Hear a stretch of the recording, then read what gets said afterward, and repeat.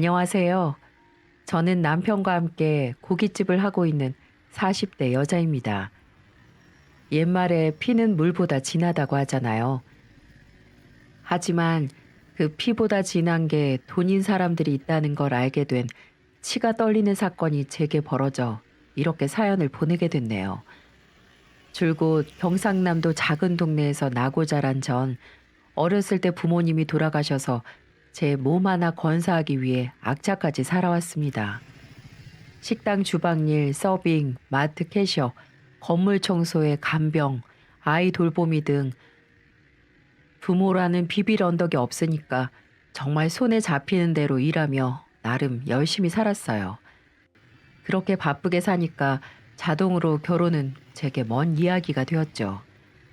그런 제가 안쓰러웠는지 친구가 남자를 소개시켜 준다는 게 아니겠어요? 그 당시 곧 마흔을 바라보던 저인데 과연 소개 자리에 괜찮은 사람이 나올까 의구심이 들었지만 일단 친구를 믿고 나갔어요. 근데 웬걸 소개 자리에서 만난 지금의 남편은 정말 괜찮은 사람이었어요. 저보다 2살 연상의 좋은 인상, 또 제가 사는 동네와 멀지 않은 곳에서 소뚜껑 삼겹살집을 성실하게 운영하는 사람이었어요. 그 무엇보다 남편에게 마음이 간 건 바로 그 올곧은 심성 때문이었어요. 사람이 가볍지 않고 묵묵한데 또 옳고 그름은 똑부러지게 따지는 뚝심 있는 사람이더군요. 보면 볼수록 괜찮은 사람인 그에게 저는 숨김없이 마음을 표현했습니다. 그렇게 저희는 1년의 연애를 하고 다음해 봄에 결혼을 해서 현재 아빠를 닮아 착한 아이 둘을 낳아 잘 살고 있어요. 하지만 사람 좋은 남편과의 결혼을 그렇게 쉽게 결정한 건 아니었습니다. 한참 연애 중에 결혼 이야기가 나왔을 땐 조금 주저했어요. 바로 남편의 가족들 때문이었는데요. 남편은 무려 딸 둘에 아들 셋인 5남매의 막내더라고요. 평생 혼자 살아온 저에게 갑자기 그렇게 교류해야 할 가족이 생기는 건 좀 부담스러웠습니다. 심지어 남편이 막내라서 결혼하면 바로 모셔야 할 시부모님이 생기는데 거기에 형님이 둘, 아주버님이 둘 더해지니 조금 생각할 게 많아지더라고요. 물론 지금은 결혼해서 잘 살고 있지만 이 결혼을 결심할 수 있게 해준 1등 공신이 있기 때문이었어요. 그분은 바로 저희 시어머니입니다. 고부 갈등? 그게 뭔가요? 먹는 건가요? 이런 말이 절로 나올 정도로 저희 시어머님은 저에게 잘해주셨어요. 아무래도 부모님이 없는 절 더 애틋하게 생각해주고 챙겨주고 싶으셨나 봐요. 덕분에 저는 남편이 식당 일 때문에 같이 못 가도 자주 혼자 시댁을 친정 드나들듯 했습니다. 혜영아, 왔어? 아유, 뭘 또 이렇게 바리바리 들고 왔어? 별거 아니에요, 어머니. 식당 물건 채우러 갔다가 보리굴비가 보여서 사왔어요. 어머니 보리굴비 좋아하시잖아요. 아우, 너무 맛있겠다. 안 그래도 점심 먹을 때네. 우리 이걸로 점심 먹자.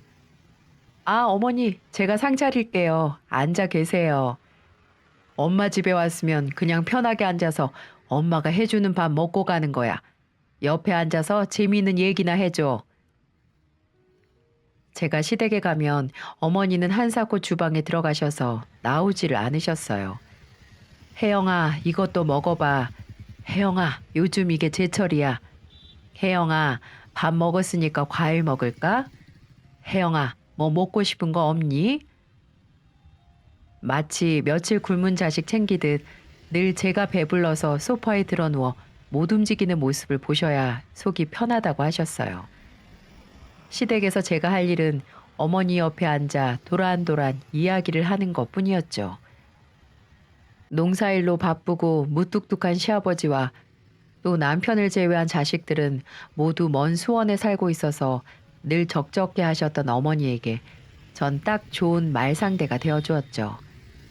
주로 젊었을 때 일하며 겪은 재미있는 경험담을 이야기를 많이 해드렸어요. 정말? 세상에 무슨 그런 사람이 있다니? 많아요, 어머니.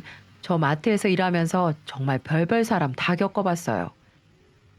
아휴, 근데 혜영아, 난 네가 옛날에 일했던 이야기 듣는 게 마냥 재밌지만도 않다. 응? 어머니, 지루하셨어요? 아니, 그게 아니고 어려서부터 안 해본 고생이 없는 게 들으면 가끔 마음이 짠해. 어머니, 어린 게 기댈 곳 없이 치열하게도 살아온 것 같아서 내가 가슴 아파 죽겠어. 혜영아, 이제 비빌 언덕구 생겼겠다. 마음껏 기대. 어? 바깥 양반이야. 사람이 영 살갑지 않아서 어려워도 나한테는 정말 엄마처럼 뭐든 다 말하고 의논하고 어리광도 부려. 알았지? 시어머니는 제가 결혼해서 얻은 큰 재산이자 결혼을 잘한 이유 중 하나셨습니다. 그날 시어머니 진심이 담긴 말을 듣고 얼마나 제 마음이 편해졌는지 몰라요.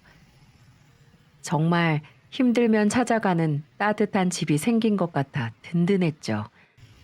저는 시어머니의 손을 잡고 참 많이도 돌아다녔습니다. 함께 읍내 시장에 가면 시장 사람들이 다 엄마랑 딸로 보곤 했어요. 쉬는 날엔 모시고 시내로 가서 카페도 가서 차 한잔하고 영화도 보고 함께 쇼핑도 하면서 제가 엄마랑 하고 싶었던 걸 시어머니와 원 없이 해봤습니다. 한 달에 한 번은 남편과 식당 문 닫고 시부모님 모시고 가까운 온천에서 하루 자고 오기도 했고요. 그리고 제가 임신했을 땐 제 옆에서 손과 발이 돼주시기까지 했죠. 그 주름진 손으로 임신해서 부은 제 다리 안쓰럽다고 주물러 주실 땐 정말 눈물이 핑하고 돌았습니다. 제가 둘째 가졌을 때 첫째를 돌봐준 사람도 시부모님이었고요. 주말 점심에는 늘 시댁으로 향했죠. 쉬지도 못하고 밭일 하시는 시아버지 새참 챙겨서 어머니와 함께 나들이 나가는 게 저의 큰 즐거움이었어요. 혜영아, 손에 흙 묻히지 말고 이리 와서 앉아. 괜찮아요, 어머니. 아버님, 저 모종 처음 심어봐요. 아니, 촌에 살면서 여태 이것도 안 해봤어? 이것도 심을 밭이 있어야 하죠. 아버님 덕분에 밭에 모종도 다 심어보네요. 선선한 바람에 촉촉한 흙냄새, 시아버지께 밭 가는 법이랑 모종 줄 세우는 법 한참 배우다가 그늘에 앉아 물에 밥 말아서 시어머니가 묻혀준 봄나물이랑 같이 먹으니 정말 어린 시절로 돌아가 부모님과 함께하는 것만 같았죠. 남편은 제가 친부모님 모시듯 시부모님을 잘 챙긴다고 고마워했지만 오히려 절 먼저 딸처럼 대해주신 건 시부모님이었어요. 하지만 평화로운 행복도 잠시 청천벽력 같은 소식을 듣고 말았습니다. 시부모님 건강검진을 위해 모시고 갔던 병원에서 시어머니가 위암 판정을 받고 말았죠. 이미 다른 장기까지 전이가 진행돼서 길어도 6개월을 넘기지 못할 거란 의사의 말에 전 주저앉고 말았습니다. 어떻게 다시 생긴 엄마인데 하늘이 뺏어가는 것 같았어요. 시어머니는 당장이라도 넘어갈 것 같은 저희 부부를 보고 애써 괜찮은 척 하셨고 그 모습은 저를 더욱 슬프게 만들었습니다. 당신은 이미 오래 살았다고 괜찮다고 차라리 지금이라도 알아서 가기 전에 하고 싶은 거 고민하지 않고 하고 갈 수 있다고 하셨어요. 시아버지는 그런 어머님 손을 옆에서 꼭 잡아주셨죠. 저희 부부는 그런 어머니의 뜻을 받아들여 식당 문도 닫고 옆에서 열심히 어머니를 모셨습니다. 어머니 모시고 제주도도 가고 가까운 해외도 짧게 갔다 왔어요. 손주들 나중에 커서 할머니 얼굴 잊어버리지 말라고 손주들과 함께 사진도 많이 찍으셨습니다.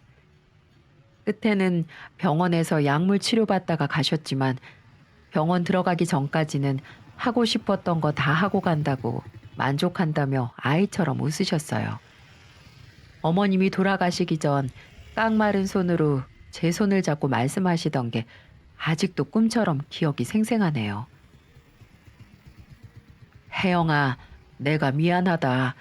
엄마 돼준다고 해놓고 이렇게 가서 진수 애비나 진수나 내가 먼저 가면서 걱정이 안 되는데 우리 혜영이한테 엄마 잃은 슬픔 다시 주는 것 같아서 내가 마음이 편치가 않구나.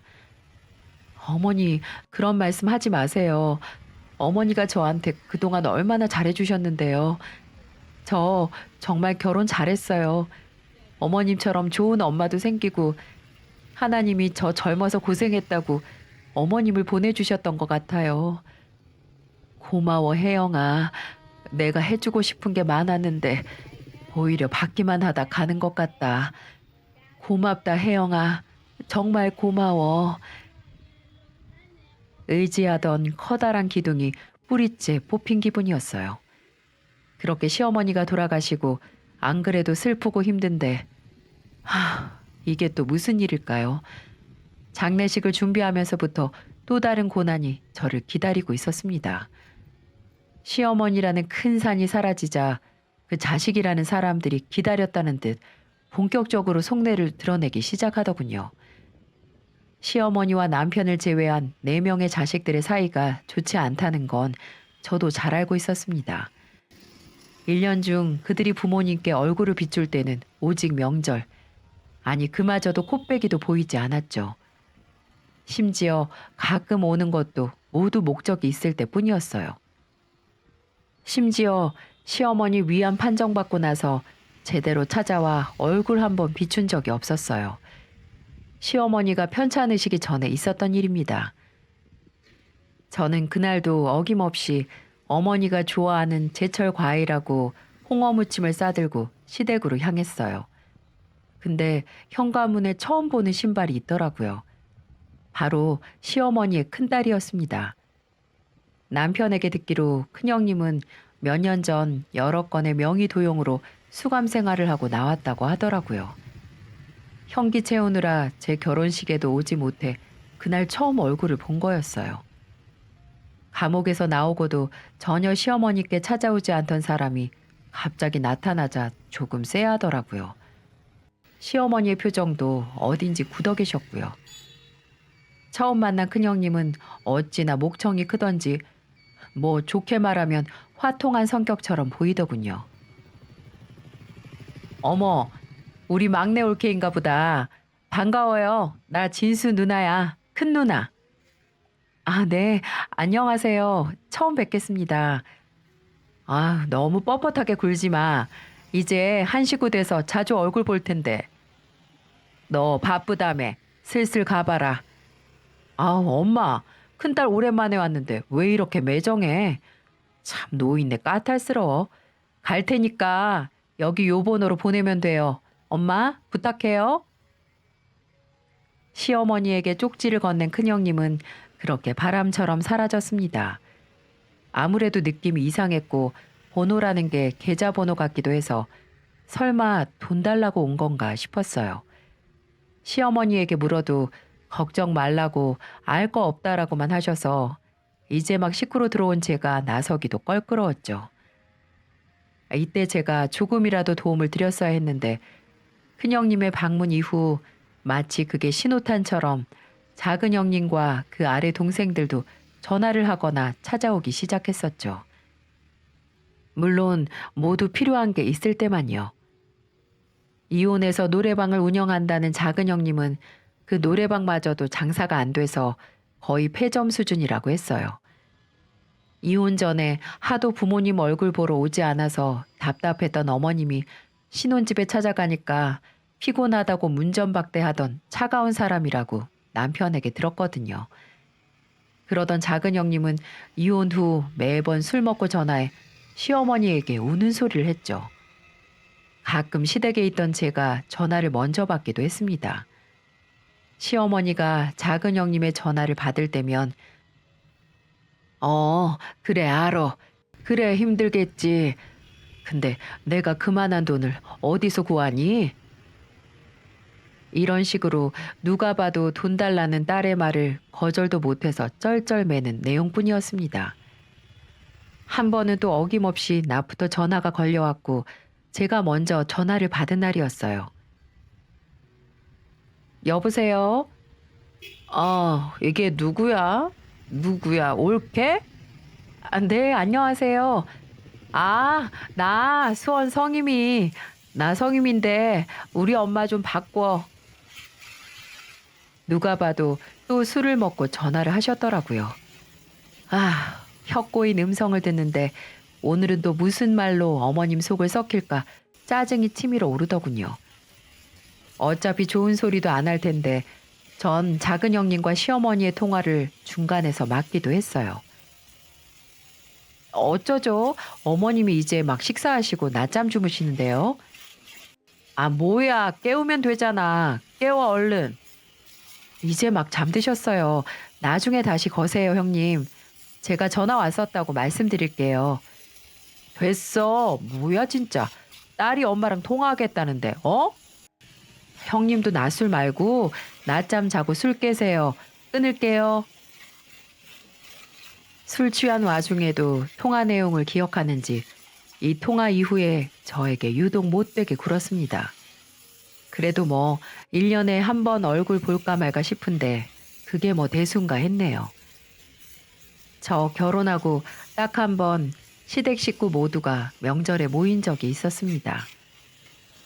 죄다 느지막이 음식을 다 만든 저녁에 빈손으로 와서 하루 종일 시부모님과 저희 부부가 만든 음식부터 먼저 집어먹더군요. 그래요. 아무리 자식들이라도 일단 손님은 손님이니까 명절에 음식 대접하는 건 당연하겠죠. 근데요. 아휴, 그것도 온 이유가 큰형님의 주도하에 시아버지 명의로 된 땅을 팔아서 나눠달라고 부탁도 아닌 강요를 하러 온 거더라고요. 나머지 형제들을 다 선동해서 쳐들어온 첫째 큰형님. 아빠, 어차피 이제 농사도 그만둘 때 됐잖아요. 그거 어차피 안 쓰는 땅 아니야. 나랑 넷째랑 좋은 정보 하나 들었는데 이게 정말 놓치면 안 되는 거라니까. 우리 거기에 투자 좀 해보게요. 어? 입에서 나오는 건 다 불만뿐인 둘째 작은 형님. 올해는 어째 음식이 부실하네. 막내 요즘 벌이가 시원치가 않아? 아니면 올게 씀씀이가 좀 해픈가? 고등학교 교사로 제일 번듯한 직업을 갖고 있지만 늘 큰형님 말에 고지곳대로 흔들리는 줏대 없는 셋째 큰 아주버님. 아버지, 누나 말 잘 들으세요. 어차피 앞으로 논도 제대로 유지할지도 모르는데. 원래 집안 문제였는데 이혼하고 나서 더 막 살고 있는 넷째 작은 아주버님. 아, 그놈의 고집 좀 그만 부려요. 막말로 그게 다 어머니 아버지 땅인가? 다 같은 가족들 소유지. 제정신 아닌 사람들 틈에서 조금이라도 상식적인 사람이 고통받는 건 당연한 일일까요? 벌써부터 부모님 재산을 탐내느라 노골적인 형제들 사이에서 남편이 고통받는 모습을 처음 보았습니다. 다들 그만 좀 해. 지금 그 땅 없으면 부모님 생활비는 어디서 나섰어? 막말로 지금까지 집에 용돈 보내드린 적이라도 있어? 돈을 가져가면 가져갔지. 10,000원 한 장 부모님 쓰라고 내놓은 적 없는 인간들이 뻔뻔하게 명절에 집에 기어들어와서 뭐하는 짓들이야? 이럴 거면 오지 마. 어머니 아버지 내가 모실 거니까 지금까지 그랬던 것처럼 아예 신경 끄고 살아. 참다 못한 남편이 한 소리 하자 시댁엔 한바탕 폭풍우가 몰아쳤습니다. 특히나 도박 문제, 매번 말아먹는 사업자금 문제로 시댁에 제일 손 많이 벌리던 작은 아주버님은 남편과 예전부터 사이가 안 좋았는데 이번에 형제끼리 싸움으로 번지고 만 거죠. 이야, 이 싸가지 없는 놈아. 네가 형한테 뭔데 신경을 끄라 말아야? 어? 형 같은 소리 하고 있네. 형님이 무슨 형님 같아야 나도 뭐 대접이라도 해주지. 매번 집에 오면 손이나 벌리는 주제에 뭐가 당당해서 큰 소리야? 어머, 쟤 말하는 것 좀 봐. 막내 너 어머니 아버지 모신다고 유세니? 누가 고향에 말뚝박을 해? 어? 큰 누나도 제발 정신 좀 차려. 홍밥 먹고 나왔으면 정신 차려서 제대로 살 생각을 해야지. 누나 이제 곧 50이야, 50. 어떻게 아직도 부모님 돈 빌어먹을 생각만 해? 뭐? 너 지금 말 다 했어? 진짜 할 얘기는 아직 다 하지도 못했어. 참나. 어머니 아버지 보세요. 집안에서 제일 어린 놈이 누나랑 형한테 저렇게 바락바락 대드는 거. 이게 다 어머니 아버지가 교육을 제대로 못 시켜서 저런 게 아니겠냐고요. 아니면 진작에 우리 말 듣고 땅 팔았으면 이런 싸움도 안 나잖아요. 요새 사람들이 뭐라는 줄 아세요? 돈 없는 부모는 부모 대접 받아서도 안 되는 거라고요. 아세요? 아니, 멋이 어쩌고 저째? 새삼 내가 시집 온 집이 꽤나 막장이구나 깨달았습니다. 남편과 시부모님만 있을 땐 정말 화목했는데 시댁 식구들이 다 합체되니 일일 연속극 저리 가라 할 정도로 막장 드라마 한 편이 나오더군요.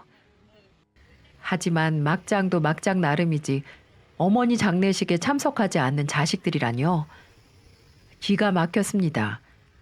큰형님은 몇 달 전에 싸게 산 항공권을 취소하기가 아까워서 아침 비행기 타고 해외여행을 간다고 전화로 통보하더군요. 아이고, 우리 엄마 이렇게 가서 불쌍해서 어떡해. 올케, 내가 장례식장 못 지키니까 올케가 대신 좀 수고해줘. 형님, 아무리 그래도 하루는 오셔야 하는 거 아니에요? 형님, 어머님 위암 판정받고 돌아가실 때까지 한 번도 제대로 찾아오신 적 없잖아요. 아니, 내가 시간이 넘치는데도 안 간 거야? 사람이 먹고 사는 게 바쁘면 그럴 수도 있는 거지. 나도 힘들어 올케. 매일 밤낮 없이 고생하다가 이제야 사람 사는 것처럼 콧구멍에 바람 좀 쐬려고 하는데 되게 야박하게 나온다. 아니, 생판남도 경사는 못 챙겨도 조사는 꼭 챙기는 게 사람 도리라는데 이렇게 당당할 수 있는 건가요? 곧 죽어도 여행을 간다는 큰형님은 제가 황당해서 아무 말이 없자 이 말을 덧붙이고는 후다닥 전화를 끊더군요. 됐고, 엄마 마지막 가는 길인데 가족끼리 얼굴 붉히지 말자고. 그리고 부조금 현우랑 둘이서 홀랑 가로채기만 해. 그거 우리 엄마 앞으로 들어온 거니까 자식들끼리 똑같이 나눠야 한다. 그럼 끊을게. 여러분, 믿어지시나요? 큰형님은 돈 앞에 사람이 얼마나 추접스러울 수 있는지 보여주는 사람이었어요. 그렇다고 다른 자식들은 이것보다 나았을까요? 전혀 아니었죠. 작은 형님은 사람 많은 게 싫다고 장례식 손님들 다 왔다 간 후에야 와서 시어머니 납골당에 안치시키는 것만 보고 갔어요. 그나마 처음부터 참석한 작은 아주버님은 발인식 다 끝나고 나서야 설렁설렁 나타난 작은 아주버님과 함께 구석에서 들어온 부조금 어떻게 나누나 작당을 하고 있더군요. 피도 안 섞인 제가 보고도 가슴이 꽉 막히도록 우라통이 터지는데 어머니 보내드리는 날까지 제대로 된 자식 노릇 하지 않는 4명의 남매를 보고 우리 시아버지 속은 오죽하셨을까요? 이틀 내내 조문객 맞이하고 장례식 절차를 밟느라 녹초가 된 시아버지와 남편 그리고 저는 남매들의 금수만도 못한 작태에 뭐라고 할 여력도 남아있지 않더군요. 장례식 자리도 제대로 안 지킨 인간들이 부조금만은 눈을 반짝이며 득달같이 챙기는 거예요. 꾸역꾸역 똑같이 갈라서 참 맛있게도 먹더군요. 가족이라고 있는 사람들이 죄다 저 모양이니 오히려 저희 부부와 시아버지의 사이는 더욱 끈끈해졌어요. 원래 남편을 제일 믿음직하게 여기던 시아버지는 더욱 남편을 의지하셨죠. 시어머니가 안 계시니 아버님이 혹시라도 식사라도 제대로 안 하실까봐 저는 매일 아침 시댁으로 출근 도장을 찍었습니다. 아침 식사는 늘 아버님과 함께 했고 남편 식당 일 도와주러 가야 할 때면 밥 꼭 챙겨 드시라고 당부를 했죠. 다행히 시아버지는 기운을 차리시고 농사일도 다시 시작하셨어요. 저도 남편도 매일은 아니더라도 점심시간에 짬내서 아버님 새참 챙겨드리려고 노력했죠. 그런데 왜 불행은 꼭 겹쳐서 오는 걸까요? 식당이 한창 바쁜 저녁 병원에서 전화가 왔습니다.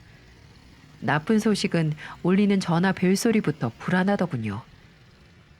밭일이 끝나 병원기를 타고 집으로 돌아가던 시아버지가 음주운전 트럭과 부딪혀 사고가 나고 만 겁니다. 저희는 바로 장사를 접고 병원으로 달려갔어요. 시아버지는 안전장치가 허술한 경운기에 타고 계셨기에 크게 다쳐 오랜 시간 수술을 받아야 했습니다. 수술이 끝난 후에도 정신을 차리지 못하셨죠. 의사는 머리에 충격이 많이 가서 언제 깨어나실지 장담을 못한다고 하더라고요.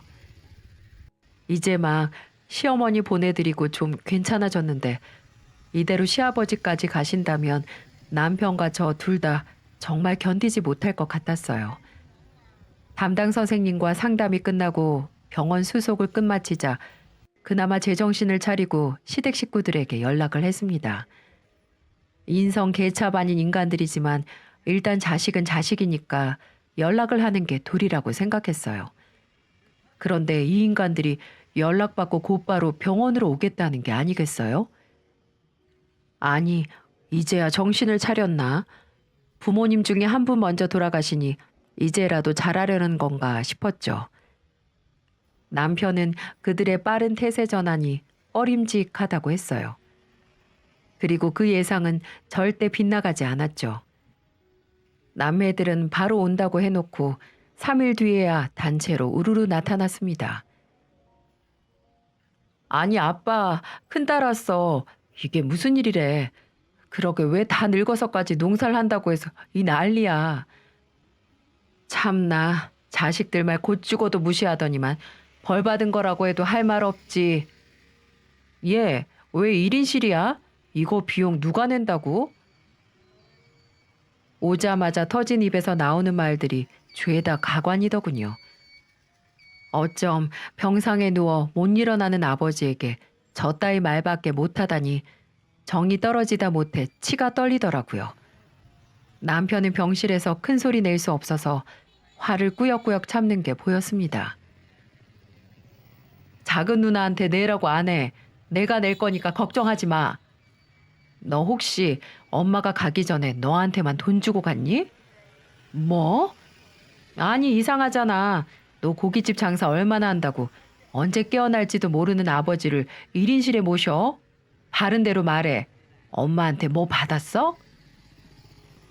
뭐 생전에 엄마가 막내만 싸고 돌긴 했지. 다른 아들들은 뭐 아들도 아닌가? 헛소리 좀 그만해. 아버지 누워 계시는데 말 좀 가려서 하라고. 어머니가 나한테 주고 가신 게 뭐가 있어? 난 누나나 형들이랑 다르게 착실히 돈 벌어서 모아둔 거야. 돈 나올 구석이라곤 그저 부모 본인 누나랑 똑같은 수준으로 보지 마. 저 말하는 싸가지하군. 근데 이거 사고 합의금은 좀 받았냐? 이거 아버지 오래 누워 계실수록 합의금 올라가는 거지? 그럼 좀 더 오래 누워 계시는 게 좋은 거 아닌가? 미쳤어? 작은 형, 그거 궁금해서 온 거야? 아버지 걱정돼서가 아니라? 막내야, 가시 좀 그만 세워. 너 혹시 아버지 재산 너 혼자 꿀꺽하려고 이렇게 경계하는 거야? 뭐? 큰 누나, 지금 제정신으로 하는 소리야? 이야, 우리가 모를 줄 알아? 아버지 앞으로 들은 보험이 이렇게 많은 거 너 처음부터 알고 있었잖아. 겉으로는 착한 척, 돈에 관심 없는 척 하더니 아버지 앞으로 생명보험까지 들어놓고 모른 척을 해? 작은 형님이 남편 앞에 내민 서류는 아버지 앞으로 들어둔 보험 계약서였어요. 사고 소식 듣자마자 바로 온다고 하더니 이 서류 찾아서 떼느라 늦었구나 생각이 들더라고요. 정말 지독한 인간들이죠. 실제 시아버지 앞으로 생명보험과 농업인 안전보험 등이 있었어요.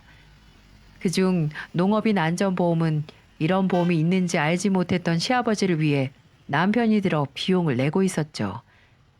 사고 소식 제일 먼저 접한 저희 부부도 보험 문제는 정신이 없어서 생각도 못하고 있었는데 시아버지 사고 났다고 연락받자마자 저 인간들이 바로 해낸 생각이라곤 보험금과 합의금이라니 정말 머릿속에 온통 돈뿐인 인간들이었어요. 누나, 난 아직 보험금 생각도 못 해봤고 아버지 아직 돌아가시지도 않았는데 무슨 생명보험 얘기를 하고 있어? 아버지 눈 병실에서 꼭 이런 소리 해야 해? 야, 진수야, 너 순진한 소리 좀 하지 마. 수술 끝나고 여태 못 일어나고 있는데 이런 일은 빨리 끝내버려야 하는 거야. 알아들어? 일단 내가 땅부터 어떻게 할 테니까. 진짜 머리가 어떻게 된 거 아니야? 아버지 수술하시고 아직 일주일도 안 지났어. 그리고 그게 무슨 작은형 땅이야? 야, 이진수, 너 저번부터 마음에 안 드는데 너 이렇게 나대는 이유가 앞에서는 아버지 지키는 척 하다가 돌아가시면 재산이다 보험금, 합의금 죄다 너랑 네 처가 가져가려고 하는 거잖아. 안 그래?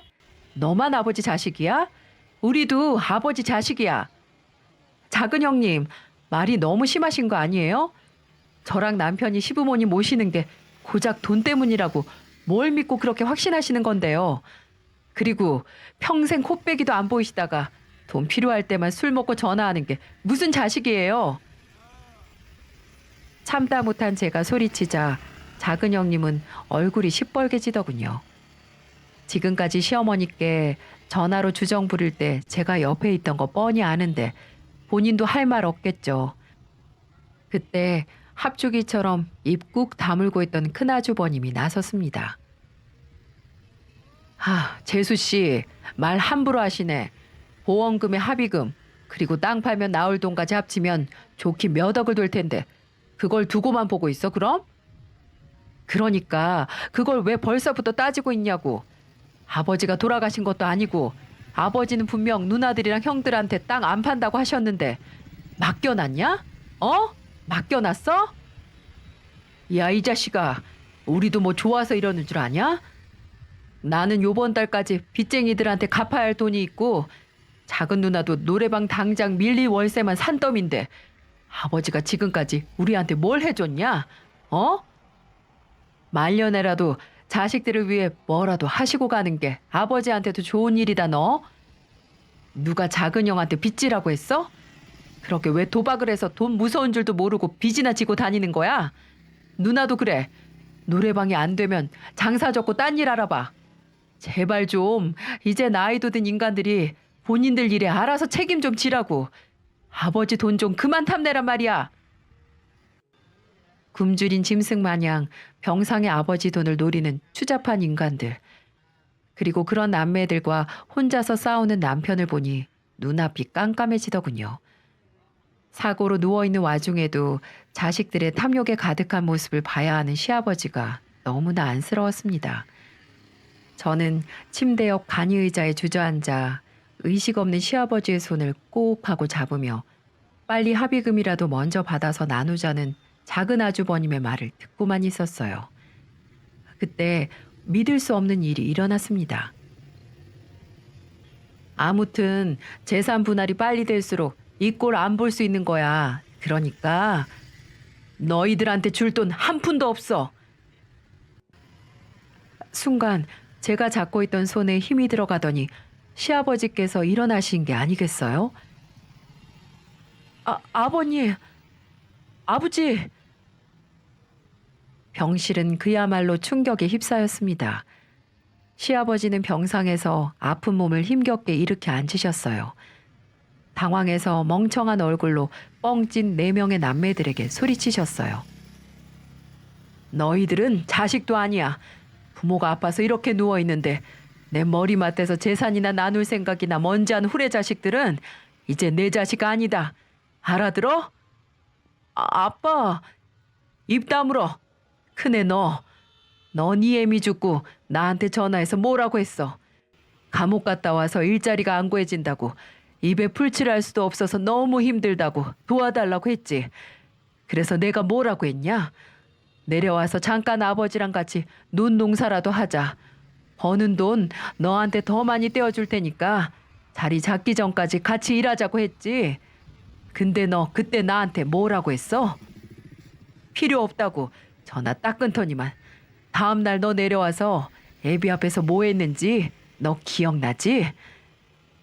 엄마 보험금 내놓으라고 안 주면 약이라도 입에 털어넣어서 죽어버릴 거라고 했어 안 했어? 네? 누나 제정신이야? 아버지 앞에서 어떻게 그딴 일까지 할 수가 있어? 근데 이번엔 이 아비가 아프다니까 홀랑 와서 합의금이니 보험금 얘기를 꺼내고 있어? 네가 그러고도 사람 새끼냐?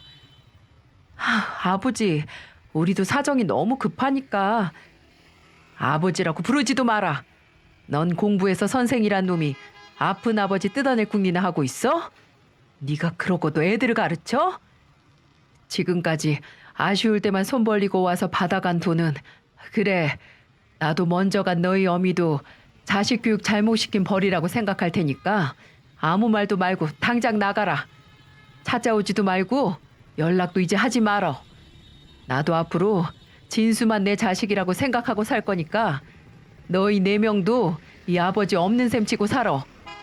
돈 없는 부모는 부모도 아니니까 재산 안 물려주는 부모도 부모 취급하지 말고 처음부터 없었다고 생각해. 아니 아버지, 정말 이렇게 연을 끊는다고요? 고작 돈 문제로요? 고작? 그래, 니놈 노름에서 빚진 것도 고작 돈 문제니까 네 힘으로 알아서 해결해라. 둘째 너도 노래방이 망하든 팔든 모두 고작 돈 문제니까 알아서들 해. 나한테 손 벌릴 생각 추워도 하지 말고. 병실은 시아버지의 불효령이 떨어지자 바로 조용해졌습니다. 아버지의 명령에도 나가지 않고 버티던 남매는 병원 관계자들이 와서 환자 안정을 위해 나가라고 하자 그제서야 미련 가득 남은 얼굴로 자리를 뜨더군요. 시어머니가 돌아가셨을 때도 저런 침통한 표정 짓는 걸 못 봤는데 믿었던 돈주머니가 사라지니 드디어 본인들 처지를 실감하더군요. 알고 보니 시아버지는 그 전날부터 깨어나 계셨다고 하시더라고요. 참, 저희 부부도 감쪽같이 속이고 그렇게 누워 계셨다니 시아버지도 정말 못 말리세요. 시아버지는 몸 상태가 조금 호전되고 나서 저에게 작은 녹음기와 함께 종이봉투 하나를 내미셨어요. 아버님, 이건 내가 그 자식들 오기 전에 간호사한테 부탁을 좀 했다. 중요한 일이니까 녹음기 좀 얻어달라고. 만일 그놈들 다시 와서 돈 내놓으라고 하면 새아가가 이거 들고 경찰서 가서 다신 근처에 얼씬도 못하게 접근 금지 명령 신청해. 알았지? 법대로 하겠다고 해. 그리고 이건 내가 침대에만 누워있는 게 좀이 쑤셔서 몇 자 썼다. 내 유서란다. 네가 보관해 두렴. 유서 썼다고 금방 죽는 것도 아니고 나도 이 나이 들었으니 몇 가지 정리 좀 해야지. 녹음기엔 그날 병실에서 벌어진 모든 대화가 녹음되어 있었고 유서엔 땅과 예금을 비롯한 아버지의 모든 재산 50%를 남편과 제 앞으로 넘기고 아버님이 돌아가셨을 때 나머지 50%까지 상속한다는 내용이었죠. 본인이 큰 재산 혼자 갖고 있으면 나머지 자식들이 호시탐탐 노릴 거라고 정리하는 게 좋겠다고 판단하신 겁니다. 시아버지는 정말로 나머지 4명의 자식들에겐 밭에 있는 흙 한 줌도 남겨주지 않겠다고 단단히 결심하신 거죠. 몸을 회복하신 시아버지는 집으로 돌아오셨고 병간호를 목적으로 저희 부부는 시아버지와 합가하기로 결정했어요. 저도 남편도 그게 맞는 일이라고 생각했습니다. 시아버지는 몸 상태만 완전히 회복되면 땅이랑 집 팔아서 좀 더 좋은 집으로 이사 가자고 하시더군요. 이제 커다란 밭 필요 없고 작은 텃밭만 있으면 괜찮다고 하셨어요. 아, 나머지 남매들이 순순히 물러난 건 아니었어요. 그 지긋지긋한 인간들은 시아버지가 상대를 안 해주니까 저희 부부가 하는 식당으로 돌아가면서 찾아왔더군요. 노름꾼 넷째부터 오기 시작했죠. 재수 씨, 우리 얘기 좀 해요. 작은 아주버님, 어쩐 일이세요? 안 그래도 저도 들려드릴 거 있었는데. 제가 기다렸다는 듯이 제 휴대폰에 옮긴 녹음기 내용을 들려주니 분하다는 듯이 씩씩거리는 표정이 볼만하더라고요. 저는 부들부들 떠는 작은 아주버님에게 경고했습니다. 아버님은 마음 바꾸실 생각 전혀 없다고 사남매 모두 접근 금지 명령 신청한다고 하셨어요. 더 안 좋은 꼴 보기 전에 알아서 우리 가족 눈에 띄지 마세요. 세상이 무너진 것 같은 표정의 작은 아주버님은 이제야 상황의 심각성을 인지하고 모든 게 끝났다는 걸 깨달은 눈치였어요. 그런 작은 아주버님에게서 무슨 말을 들었는지 그 다음으로 큰형님이 찾아왔죠. 올케, 동생한테 다 들었어. 뭐? 접근 금지 명령? 올케 제정신이야? 막말로 올케는 우리 가족도 아니고 외부인이 주제. 왜 이렇게 주제 파악을 못하고 나대는 거야? 외부인이요? 진짜 외부인이라면 아버님이 왜 저한테 유서를 주시고 녹음기까지 주셨겠어요? 다른 자식들이 멀쩡하지 않으니까 저한테 일임하신 거 아니겠어요? 뭐? 너 지금 말 다 했어? 콩밥 먹고 나온 인간이 그 버릇 못 고쳤는지 바로 제 머리끄댕이를 잡으려고 덤비더군요. 저도 몰상식한 인간들한테 더 이상 말로만 할 수도 없는 노릇이고 너무 화가 나서 같이 맞서 싸웠습니다. 식당 안에 있던 남편은 그 모습을 보고 바로 경찰에 신고한 후 싸움을 말렸죠. 남편은 큰형님을 저에게서 떼어내 밀쳤습니다. 너 미쳤어? 내 아내한테 뭐 하는 짓이야? 다시 쇠고랑 차고 싶어? 뭐? 너 큰 누나한테 그게 무슨 말버릇이야? 네가 왜 내 누나야? 나 이제 누나도 형도 없어. 식당 앞에 CCTV도 있겠다. 업무 방해죄로 고소하기 전에 얼른 꺼져. 씩씩거리면서 물러나지 않는 큰형님은 온갖 욕이란 욕은 다 해가면서 저와 남편을 모욕했습니다. 가진 지랄은 다 하고 나중에 신고를 받고 온 경찰에게 끌려가는 게 큰형님의 마지막 모습이었네요. 시아버지에겐 걱정하실까봐 말은 안 드렸지만 나중에 이 사실을 알고 녹음기로 겁만 주는 거로는 성이 안 찬다고 본인이 직접 경찰서에 가서 접근 금지 명령을 신청하고 오셨더라고요. 훗날 술 먹고 찾아온 둘째 작은 형님이 시아버지 집에 찾아와 벌금을 냈다고 하더군요. 경찰에 연행되고 벌금도 내니까 4명의 기생충들은 더 이상 찾아오지 않았습니다. 저와 남편은 시아버지가 꽤 많은 재산을 넘겨주었어도 이전과 달라진 것 없이 매일 고깃집 운영을 열심히 하고 있습니다. 이 돈은 잘 모아두었다가 나중에 시아버지와 함께 여행을 가거나 시어머니가 사랑했던 손주들 미래를 위해 남겨두려고 합니다.